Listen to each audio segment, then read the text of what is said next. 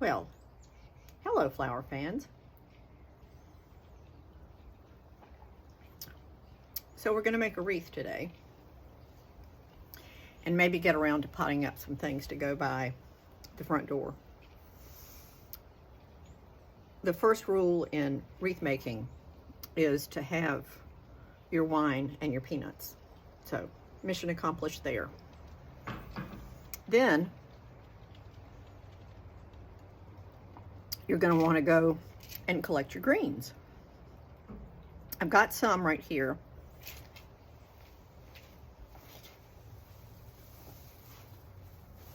As you can see, I'm using a grapevine wreath this year. So I'm going to leave you for a moment and go get greens, and then I'll be back. So I'm back from foraging, and I'm going to show you the different stuff that I found. I realize that not everybody has a yard to cut from, but luckily I do. So, okay. So right here, the Ellis-May, which is right there. This is the silver underside. And you can see why we refer to it as little white lights, because you can see all of the underside up against the brick wall. We use this a lot in flowering, arranging at the Cathedral of St. Philip, particularly for pew sprays, because they really do serve, the underside serves as little white lights, so you can see it on the sides of the pew sprays as you are coming down the aisle. It's very effective. And I know a lot of people think of it as a weed, but I tell you, it is a treasure in a flower arranger's garden. So, and then, of course, I've got all my cuttings from Home Depot. And put this on your notes for next year. Go to the depot after, I think we got them, they came the first week after, the Tuesday or Wednesday after Thanksgiving. So, but you know, we do fresh cuts on the bottoms of trees, and then we have all these great pieces, and you can use them in the house, you can use them around arrangements at your front door, with your wreath, your mantle. They just are beautiful. So I've got excuse me, I've got that. So then I've got magnolia, and what I really want is the magnolia that has the cognac colored underside. I think it's so gorgeous.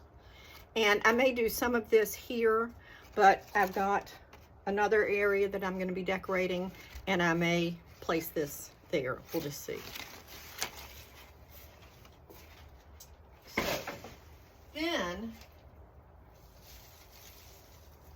also in this part of Georgia, probably South Carolina, and I know North Carolina and Virginia, you have an awful lot of beautiful cedars that are deposited by birds. Thank the birds. And so I cut a bunch of this to work into arrangements at the Cathedral of St. Philip this past week for tonight and tomorrow. But these little bits that you can just take and tuck in places, I think that's going to be very effective on the grapevine wreath.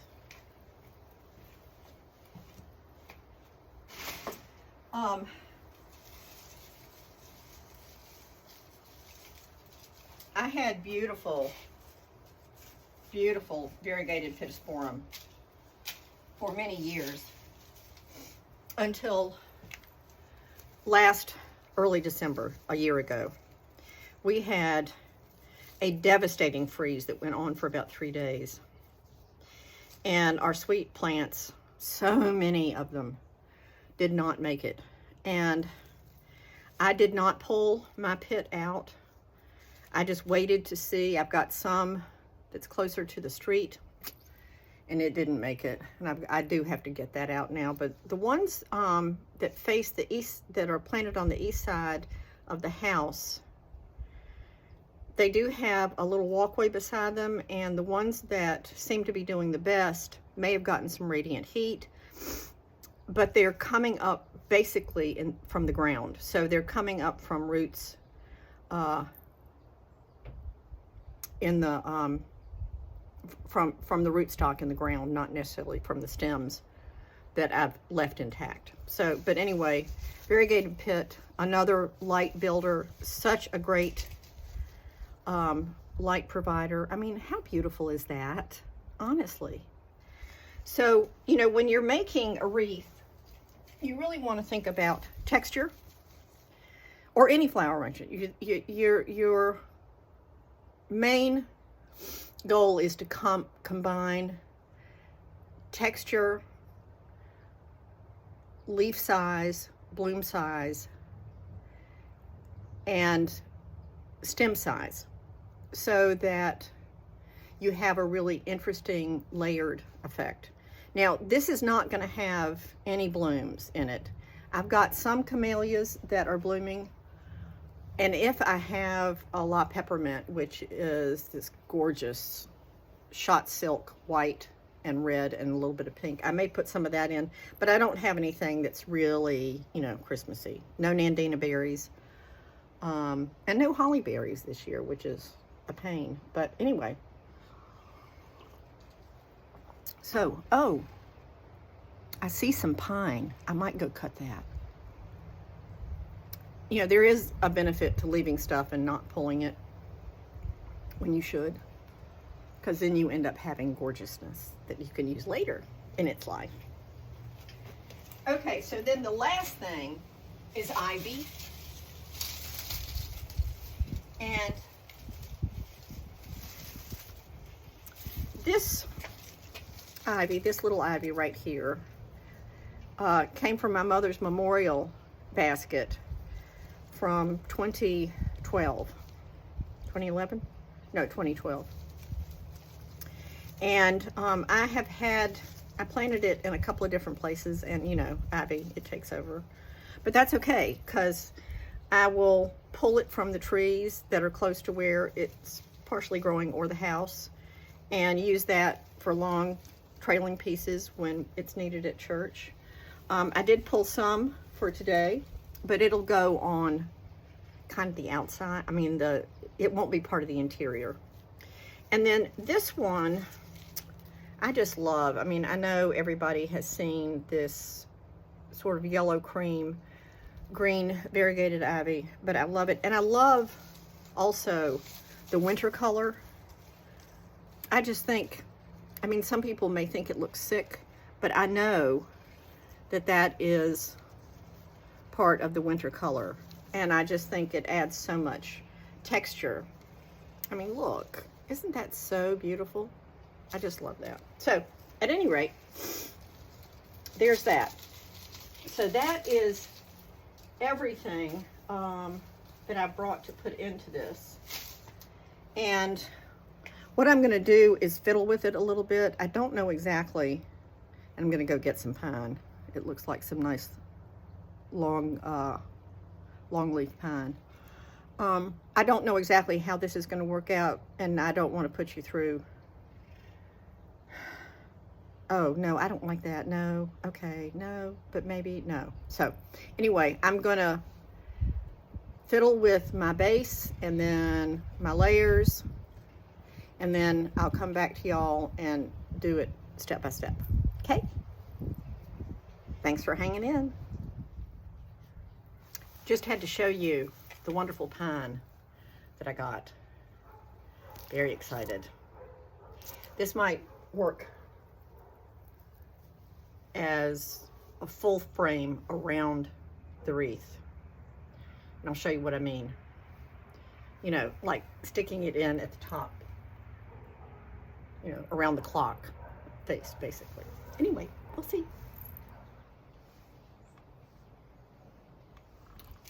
Okay, so I've got the pine in place. I had to go get one more piece, but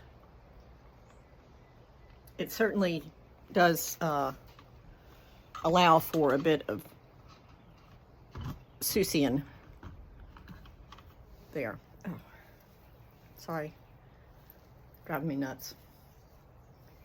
Okay, so now that I've got stuff that's kind of going everywhere, I need something that's a little more static. So let's see what I can come up with that's a little more static.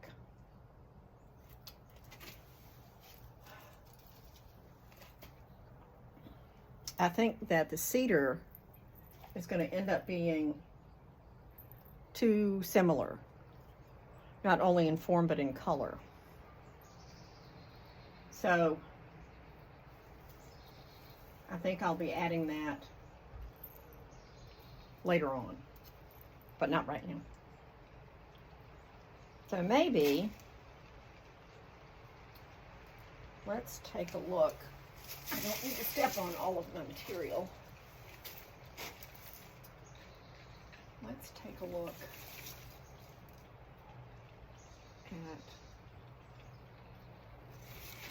my thought with this kind of piece is that I would be cutting bits and pieces off of it to tuck in. So what I need to do then is to find something like this that can give me a lighter tone but a more opaque leaf structure. So let's see what that looks like. And I'm saving this area for the bow, so I don't want to put attractive things there because the bow will go there. So I feel like something like that. So you can, do you see the little white light bits? So what I'm going to do, when you've got scissors like this, tie a ribbon so that you're not constantly putting them down and then trying to find them.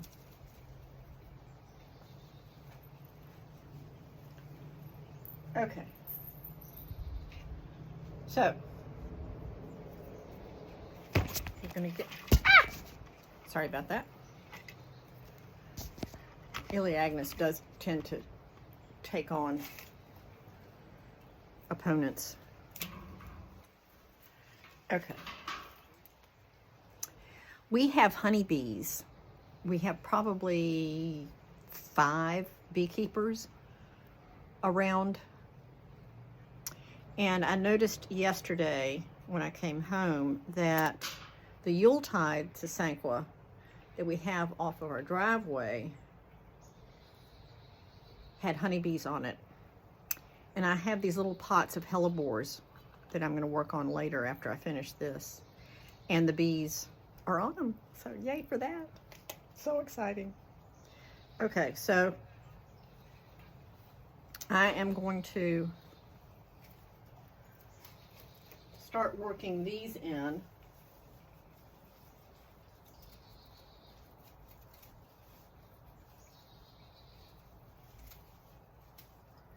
And twisting as I go so that I end up with the light effect. And, you know, like every other arrangement, you end up manipulating. But here we go. Okay. And then you have a lot to offer in a tuck-in sort of way. So off with your stems. And the nice thing, we don't use the front door very much. So the nice thing is that I can just go ahead and tuck in places where I think I'm going to want light, even though other things might be going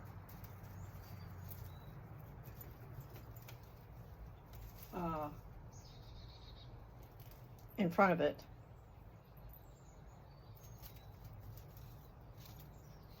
And don't forget the bottom of your wreath. Bottom's very important. All bottoms are important. Okay, so let's now take a look at this one.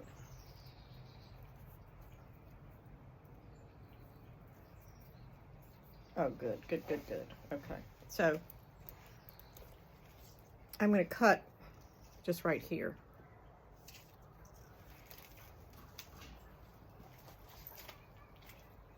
And then you can see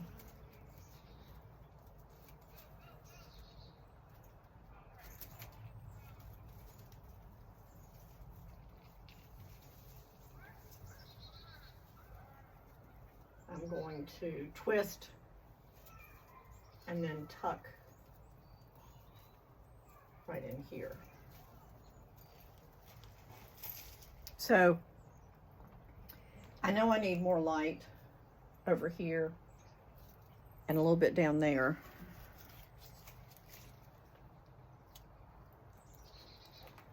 So I'll see what I can get out of this, if it's pliable enough.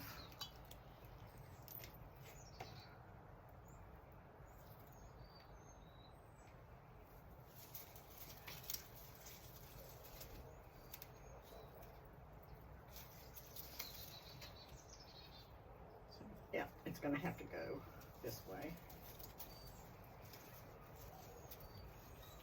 And turn down. So, you see? I know I still need more up there, but it'll get there. Okay. Now, let's try a little bit of this.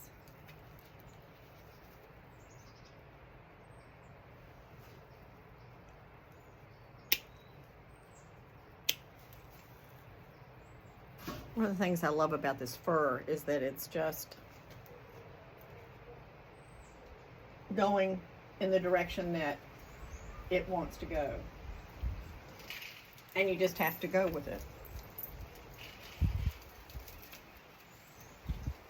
But my Flower Guild friends will tell you that I basically do a garden altar or a garden arrangement, because I'm all about plants doing their own thing.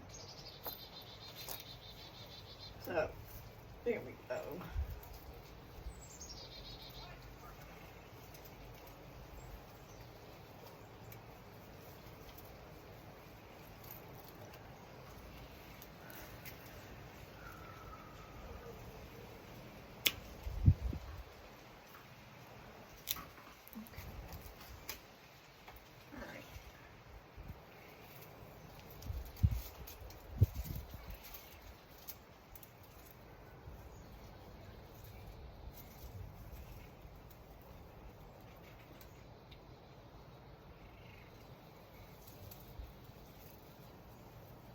Nope, get over there.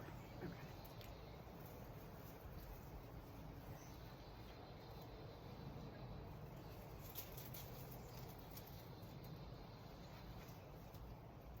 A little bit more over there to fill that out.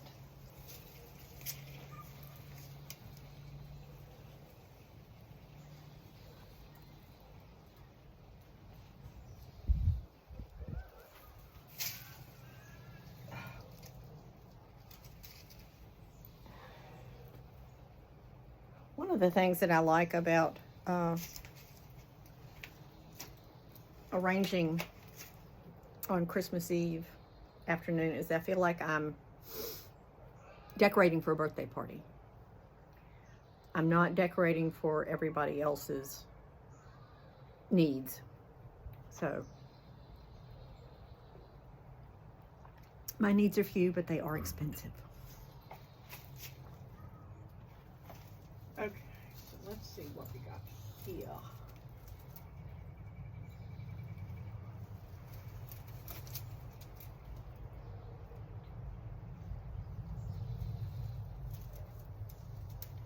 You know, a lot about any type of arranging, whether it's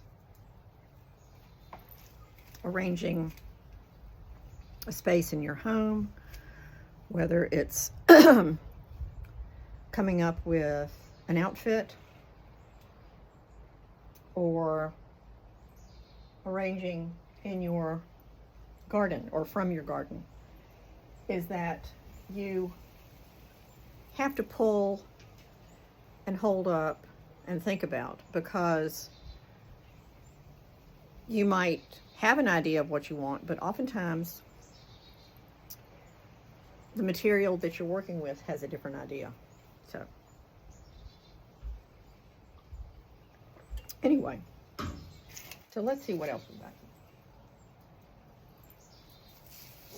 I have a dog at the door, the boy dog, who tends to spend a lot of time wondering what in the world I'm doing.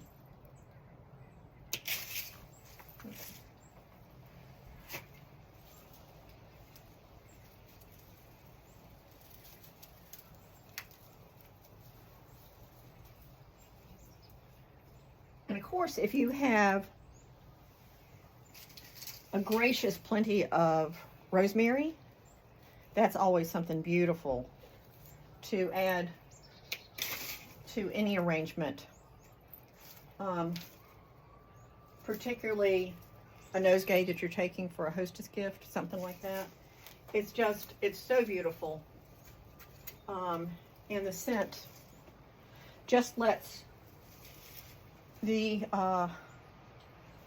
giftee know that you are always thinking of them, because of course rosemary is for remembrance.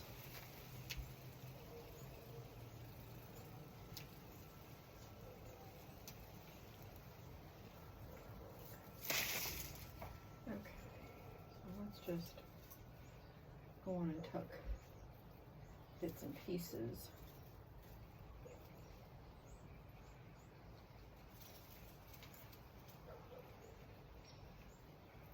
Something there and there. But now we're going to bring in the cedar, because it's time for a different texture. Now that I brought in the fir, and I'll play with a little bit of fur up here. This kind of has an antler effect, which I don't really mind, but let's see what we can do to kind of calm that down. So what have I got here?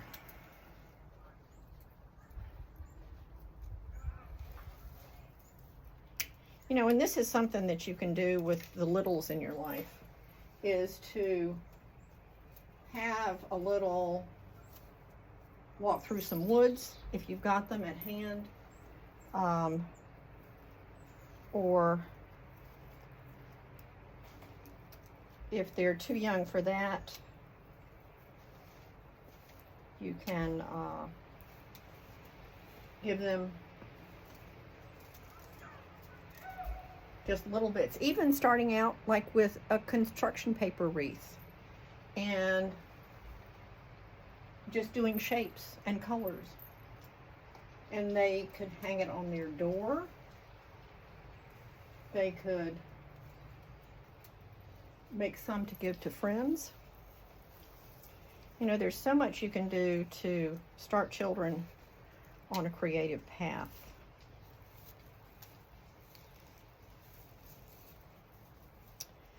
That's, of course, you know, we don't have all the time in the world. But there are innumerable ways that we can create bliss and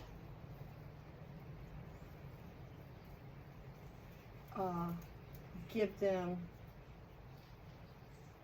something really beautiful in their lives. Okay, so I know the wrens are going to come here, and like pull things down because wrens. But that's okay. Wrens. All right, so let's see what we got here. So this is the cedar, the volunteer cedar that we never got around to pulling out, right beside a poplar and the wood pile.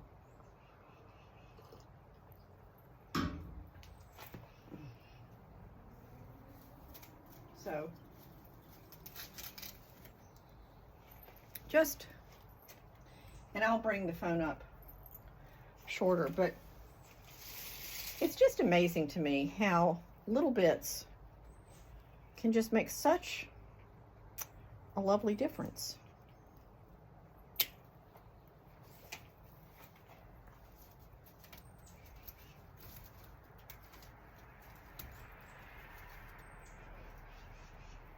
Here, here's up here so it's smack against all these other textures. Oh.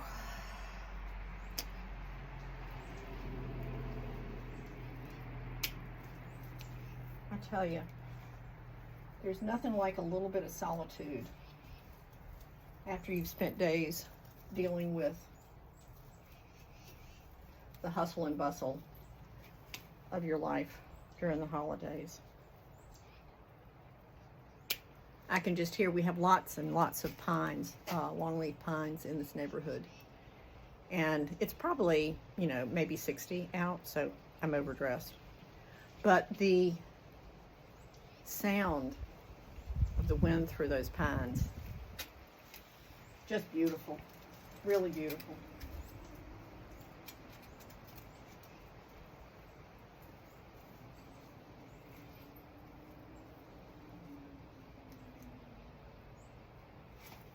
Okay, so let's see what I can do with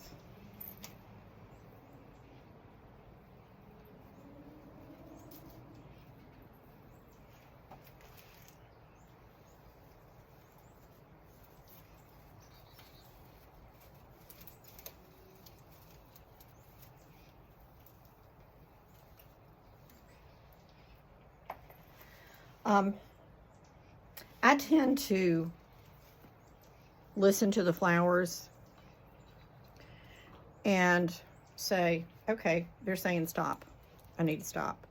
So I'm just about done with this portion.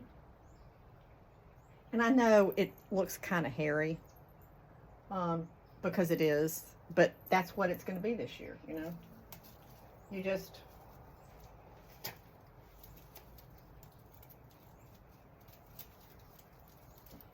okay. So now let's I fell at church the other day. I was wearing my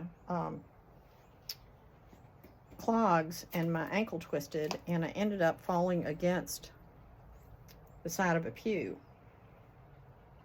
And my back is not happy with me, nor is my hand, but I'll live. Okay, so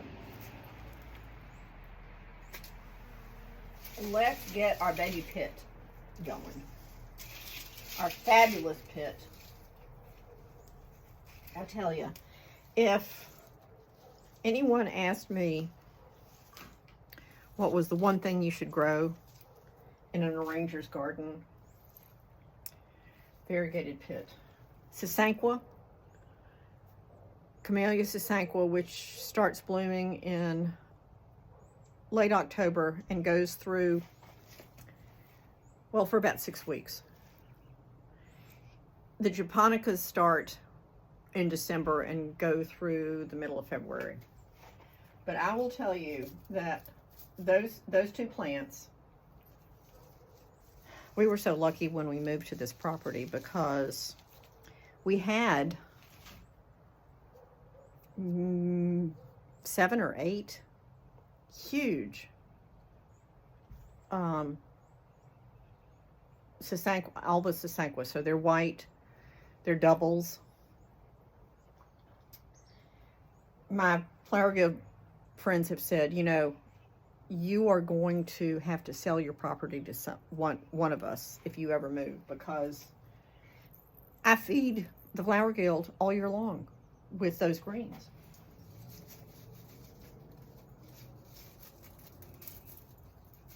Come on, come on, come on, come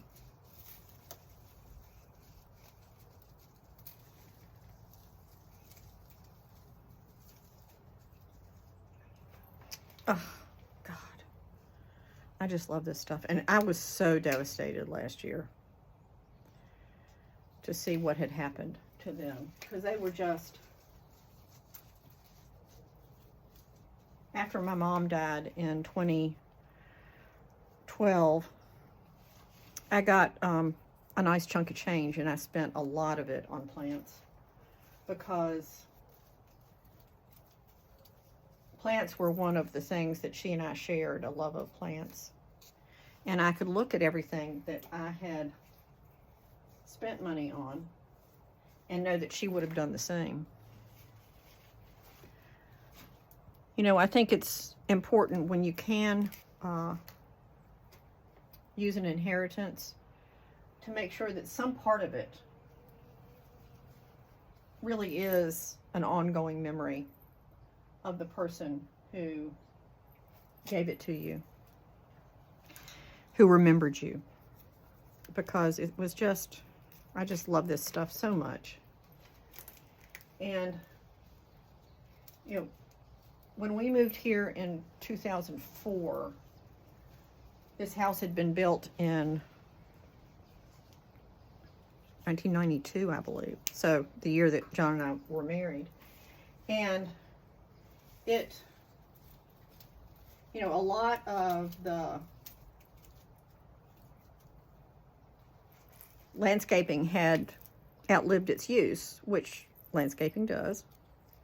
That's no big deal. But the stuff that I really fell in love with was just so abundant and so beautiful. And I'm just so grateful that we found this lovely little neighborhood and have enjoyed living here. And both John and I would love to have, you know, a mountain meadow farm, but that's not where we are in our life, and probably won't ever be. But I just feel very fortunate that I do have this in my life. Now I am going to come back in with some more Elliagnes to bring out the light once I get the ivy twined.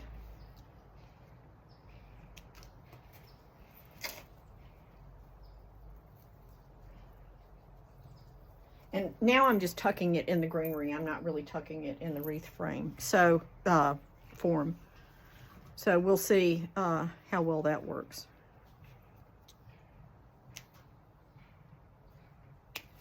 Okay. And I'm going to show you, I should have done this earlier. The best way to use a lot of your greenery is just to cut it into sections and not just try and put a whole stem in, because it will go much further. So these two pieces I just put in are from the same stem, and this is the bottom of the stem, and it will go right, tuck right up in there. Okay, so, and then we've got this sweet piece, and I feel like I'm gonna try and, although I just lectured you on not doing this, but now I'm doing this. Okay, there you go. Okay. And you know, when you've got a stem like this, so you've got this great angle here, use that angle.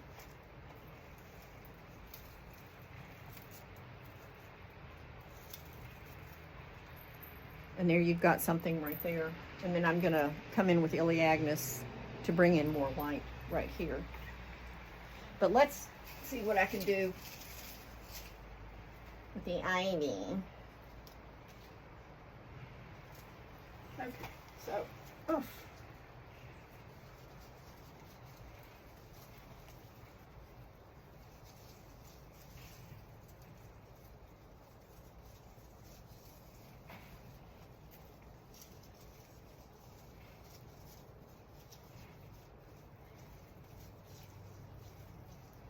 And you know, find places where you can put light colors together. So, do you see how I've got this little bit of yellow pine needle, and then I've got the yellow ivy, or the yellow tinged ivy.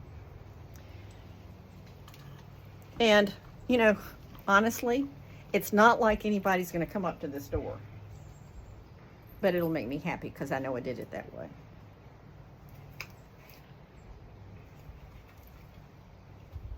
Oh, good. I thought I was going to have to open another bottle, but no. Okay. So then, ooh.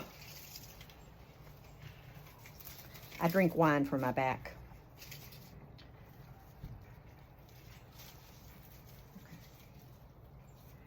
Okay. I may not end up using the bird's foot ivy. We'll see.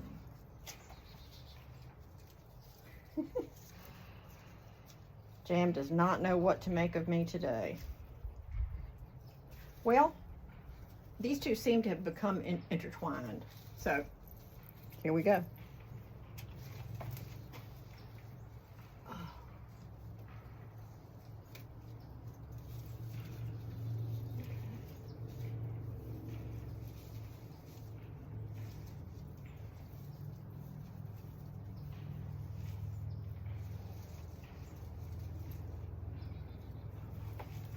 So, wind it, twine it, mark it with a B for the baby Jesus, and then you can bring a little bit in. Am I looking at it right? Yeah. So bring a little bit in right here. So you've got it twined all around.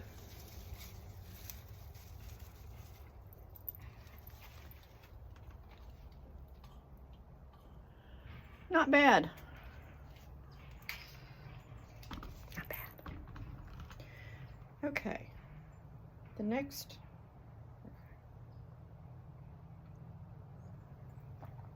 So, here we go.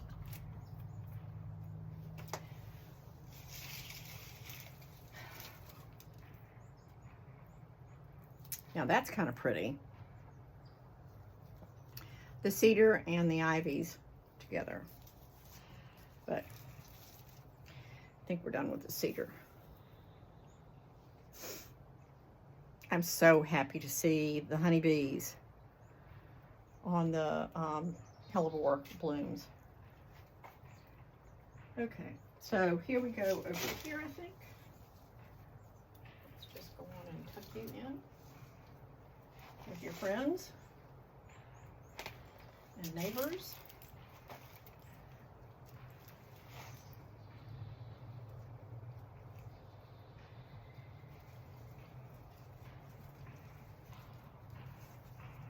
Okay, oops, sorry guys, sorry about that. So all I'm doing is tucking the bird's foot in, and then there she is, there that is.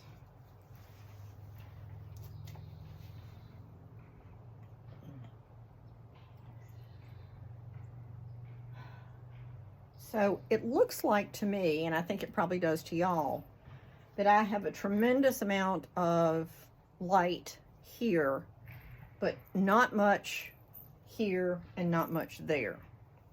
So that's where the Iliagnus is going to come back in and help us out.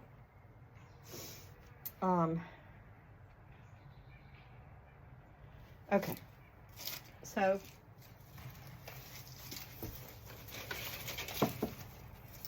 a lot of this I cut because it just needed to be cut, and other of it because we just needed. Okay, so here we go. So this is the bits and pieces that I was talking about earlier. This is a really nice long bit and piece.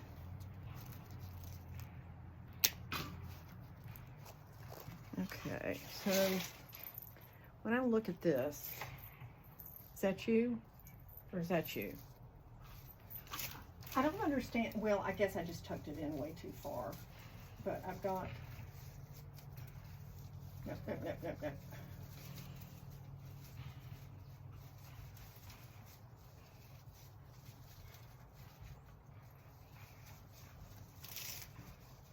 Okay, so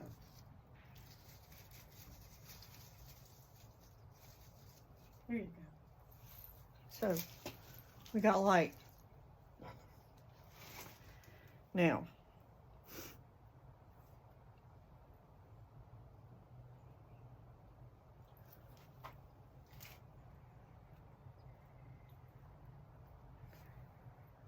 so now I'm going to take this right here, but I'm going to go here with it and here with it.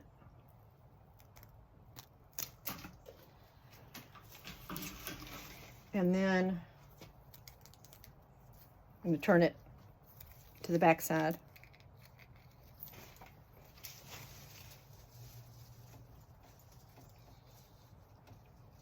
And stick it where the sun don't shine. But it's not giving me what I really want. And you know, I think it's important that you see that, once again, what you thought was going to work isn't really working. And you need to rethink your strategy and your design. And you know, I think that's one of the fun things about arranging is that you have the benefit of trying out stuff and seeing that either yes, it will work, or no, it won't for the current application. But what you do get is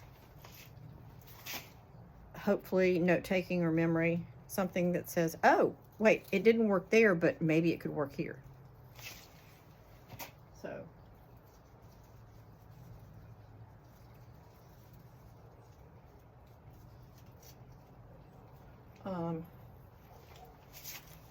okay, so right now I'm going to stand back and look at this. This is where standing and smoking a cigarette would come in handy, but I only stand and drink. So here we go.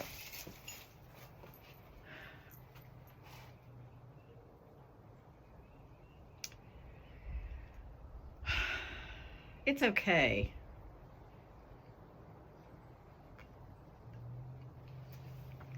All right, I naturally did not bring down the bow I wanted to use. So I'm gonna come back in a minute and see what I can find. Okay, I'm gonna come back. Oh, alrighty. Part 9, 7, 5. Anyway, I'll be back. So, my favorite ribbon of all time, I cannot find. And I will have to tell you that my crafting room is a sty. So it might be up there somewhere in the Christmas closet, but I can't find it. So I'm going to put this one up. It's a little garish, but I'm hoping the wise men will find it. Well, at least the shepherds will. So,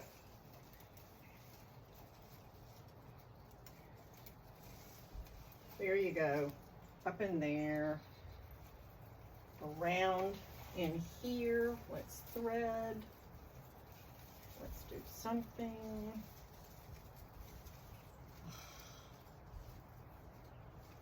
Let's just do this over here.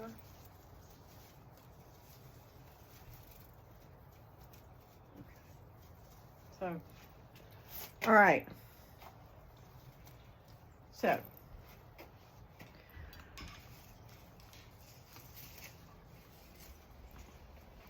wreath done. Not bad. Not fabulous, but not bad. So, as always, I appreciate your comments, but keep them kind, because, you know, we should all be kind.